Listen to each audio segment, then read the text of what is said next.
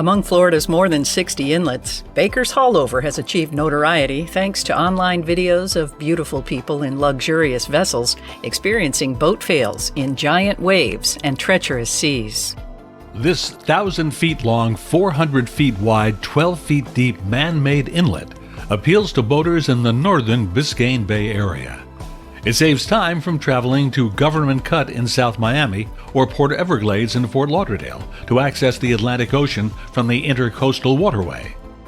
To safely navigate Haulover, recreational boaters need to avoid shifting sandbars, constant shoaling, rock wall jetties, strong tides with upward of 6-knot currents, and gusty winds. 2,000 feet of Gulf Stream water a quarter-mile offshore compressing over a 30-foot shelf, coupled with strong onshore winds and brisk outgoing tides, cause steep, dangerous waves. If possible, survey the inlet from shore before crossing. Get advice from a local operator whose boat is similar in size to yours. Maybe have a seasoned boater lead you out on your first run. If possible, cross during slack conditions or with an incoming tide. If your boat is too small, you may still have to turn back to avoid capsizing.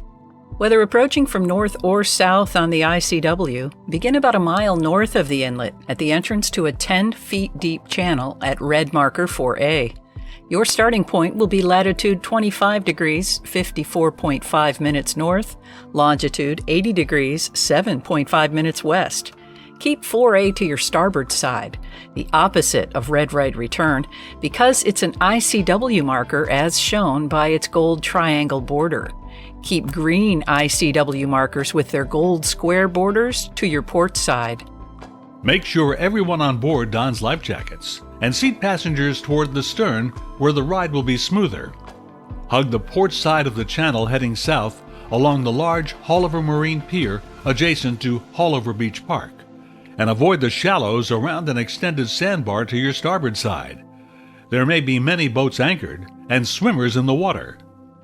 Run at headway speed down to the State Route A1A Bal Harbor Bridge. This fixed bridge has a vertical clearance of 28 to 34 feet, depending on tide, with horizontal clearance of 125 feet.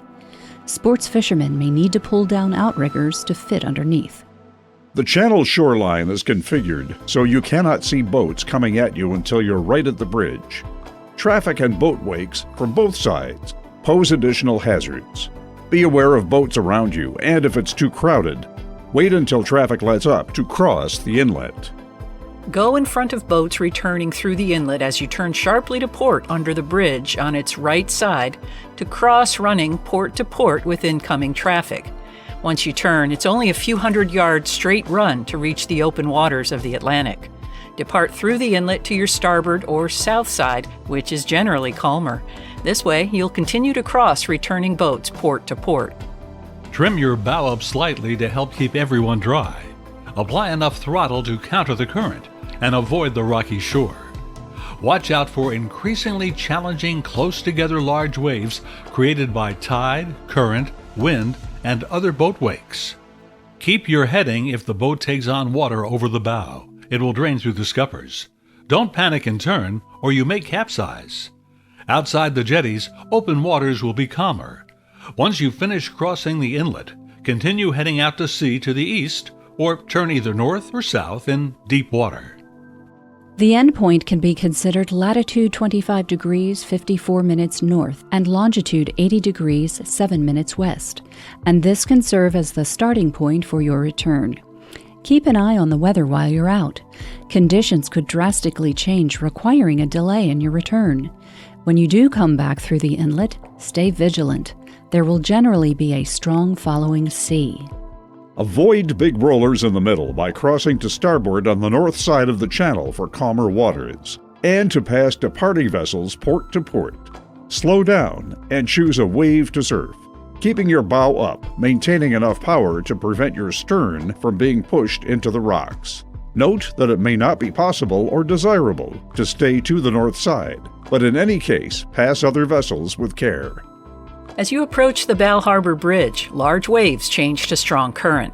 Once you cross under the bridge, turn hard to starboard and head north into the channel you came down while departing to avoid running aground in the due west shallows and sandbar.